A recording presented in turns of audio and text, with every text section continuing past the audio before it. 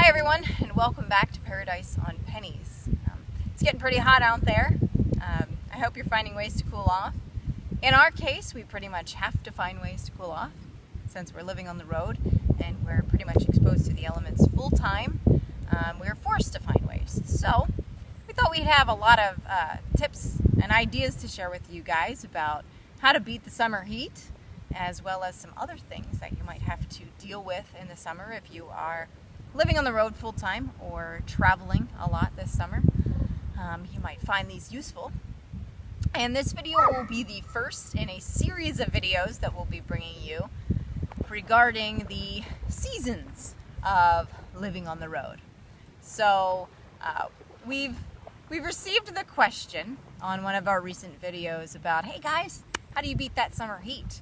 And good news is, like I mentioned, we'll be talking about this as well as, beyond summer, some of the other seasons. So we'll be talking about things like how do we deal with the different issues that come up, what are the challenges, what's great about the season, things to think about, where to go, gear you might want to bring with, and other tips and tricks regarding that season. So, since it's summer and we're in the heat of the moment, this will be the first one we bring you. So without further ado, here are the hot topics regarding summer. Puns definitely intended.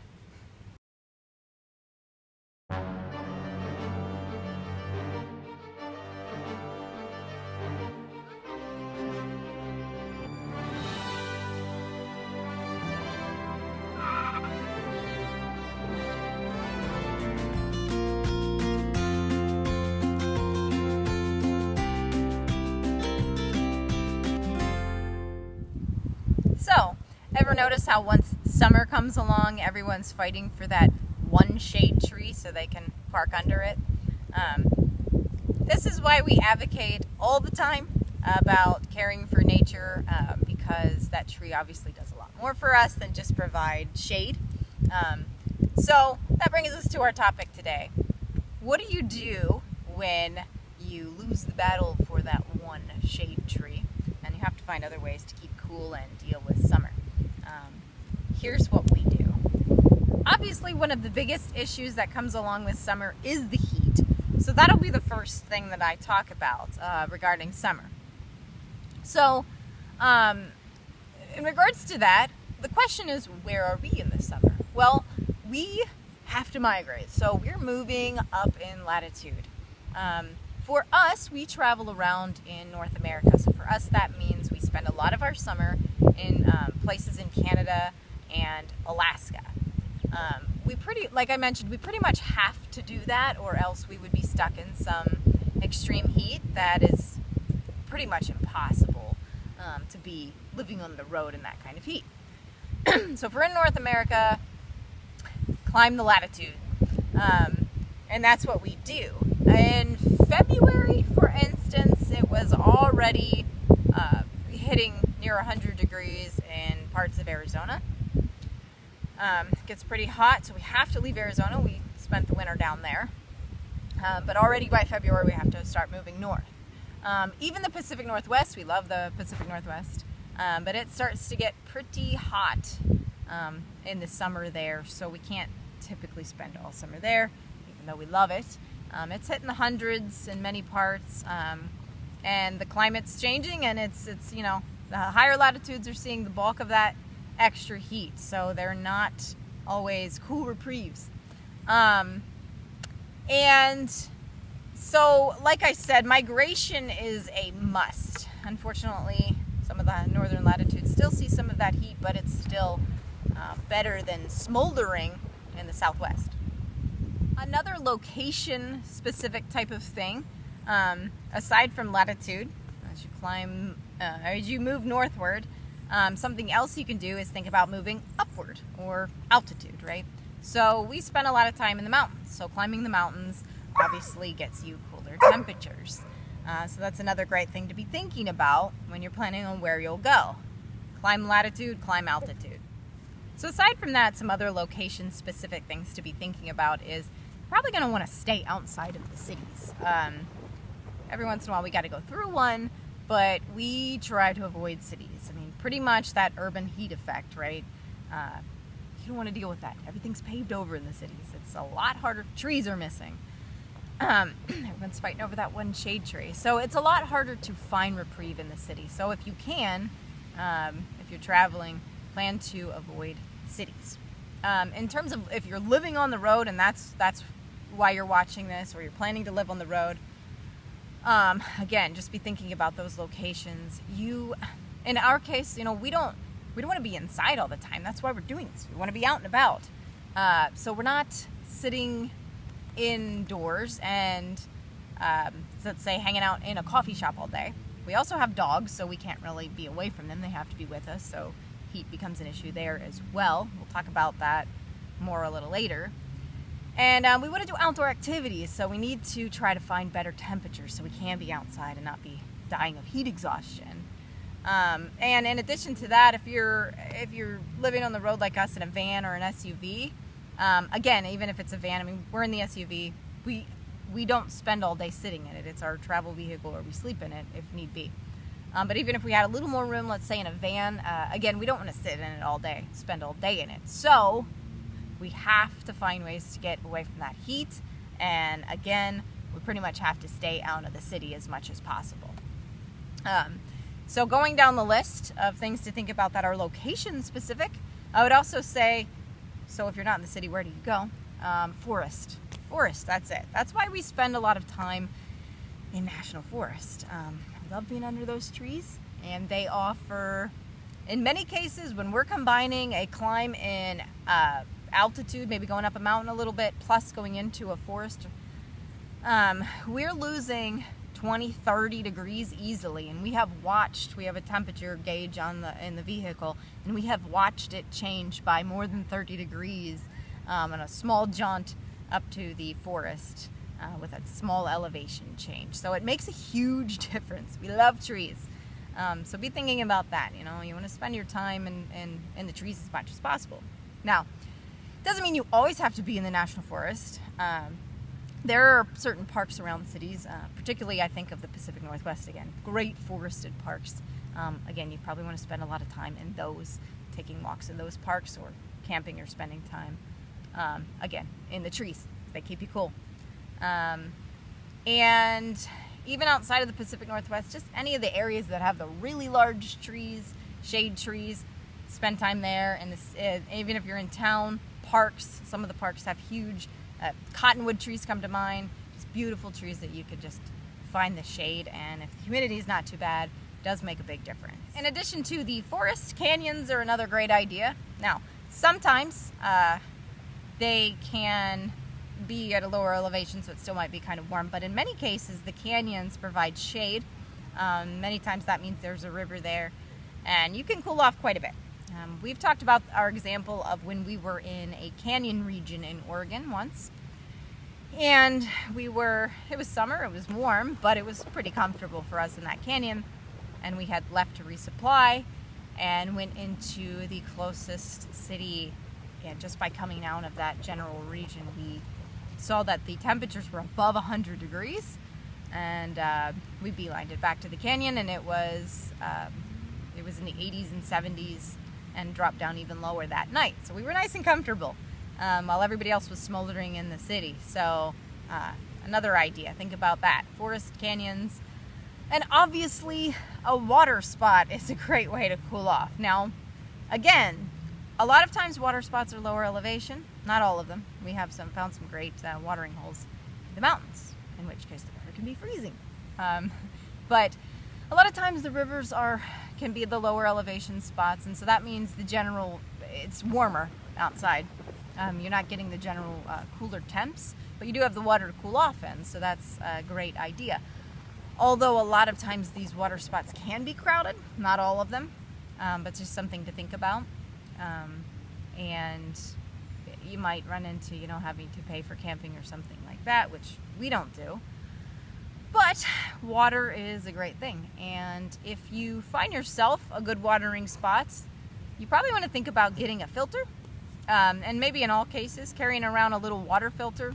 We talk a lot about the Sawyer mini water filter that we keep with us.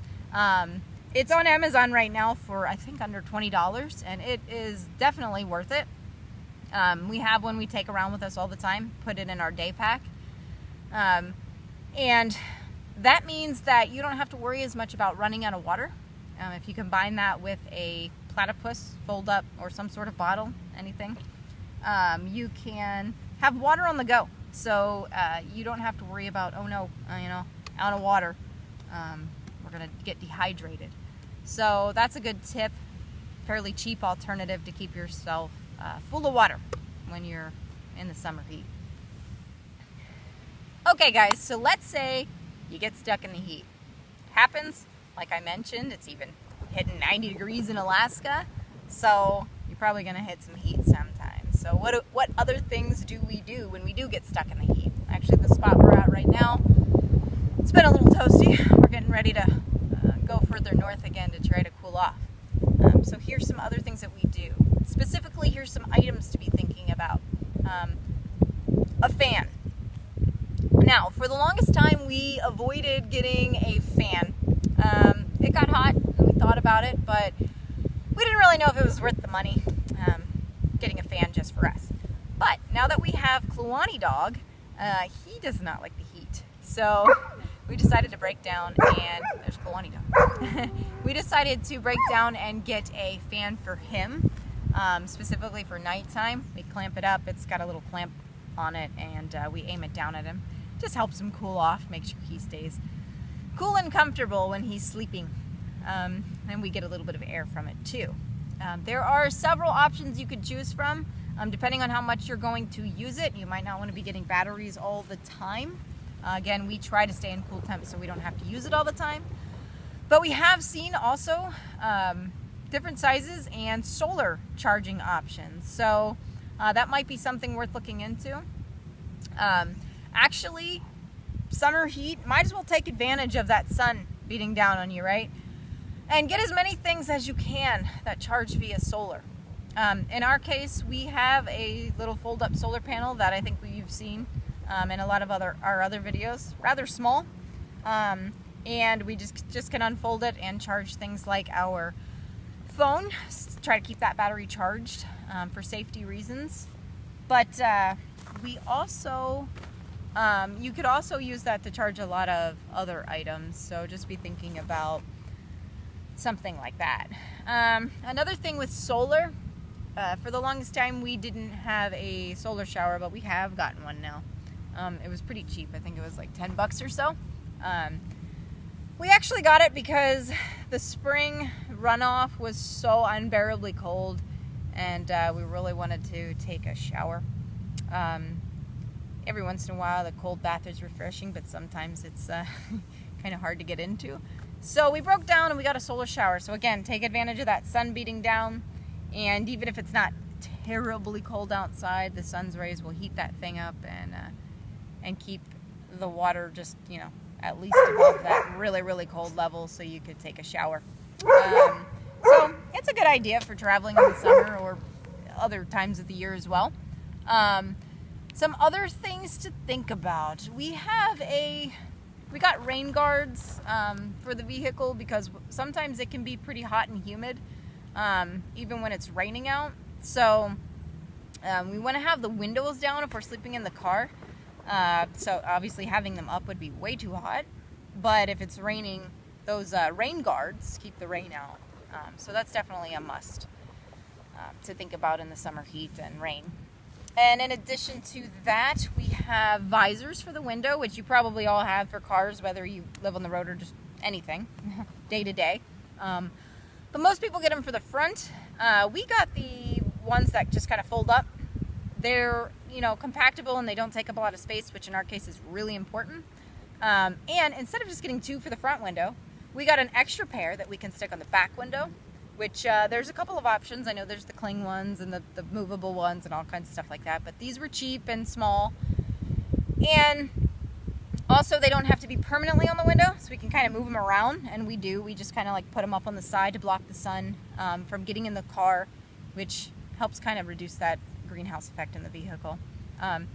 Keeps some of the direct sun rays off of things like our cooler food as well as the dogs. So just a little quick tip there. Some other things, the We also have a bug net we talk about because, again, kind of like the rain guard thing, you want to have the windows down, but you don't want to let the bugs in. And in the summer, if you're climbing latitude and you get into Canada and spots in British Columbia, at least from our experience, there can be lots of bugs and it gets hot. So we want to have the windows down but not let those mosquitoes in. So we invested in a little bug net. Also, if you're living on the road and you're trying to keep some food in the car, you'll have to start thinking about the types of foods you take with. The snacks and perishables, things that melt, things that go bad. I'll just mention that for now, but we'll do a whole video or two talking about ideas for the types of things that we've learned. Actually, we've kind of tweaked what we purchase for food items, because there are certain things that we found that last longer or just don't go bad for the period if the heat's hitting on the car. So we'll give you a whole list of ideas in future videos. Oh, let's see, what else? So I guess one more thing, the dogs, we have a backpack for Kluane.